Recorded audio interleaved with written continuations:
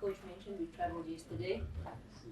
But mentally and physically, we know we're prepared as well as we can. And yeah, we're just ready for the game tomorrow, and we'll give our best. Nigeria is, so I don't think it needs any motivation.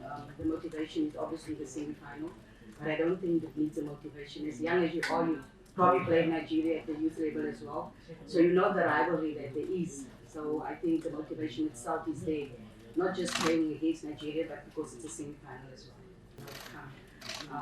So the medical team has worked really well over the last 2 days to make sure that we have all players available. But when that game comes up, when the semi-final comes up, it's my moment. Each and every game is different. I think history doesn't mean anything in terms of winning the last 2 games against Nigeria. It's a completely different game. It's a completely different tournament.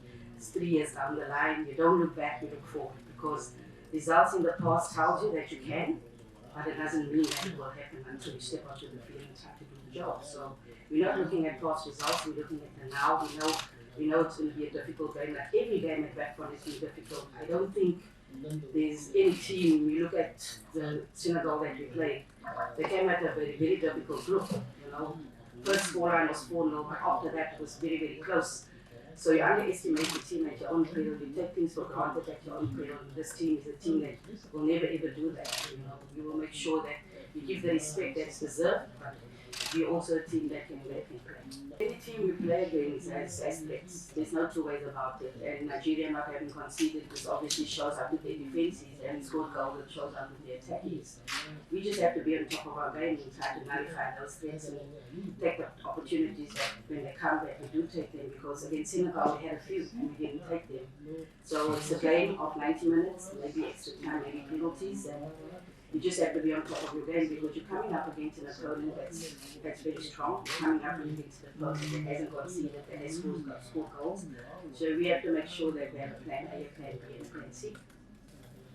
To face, but neither will we. We know the rivalry, and we know the responsibility that we carry as a team. So we're just going to go out there, give our very best, may the best team win. We're not going down without a fight, though. I think that's what we need going through this transition, as you guys say. But I do think that she's got a lot to give for the team, and hopefully in the next game she'll be back on the pitch. And giving the energy is definitely something we need, and a hunger for goal. She's always ready and up for the challenge to score goals. She's a striker at the end of the day, so yeah.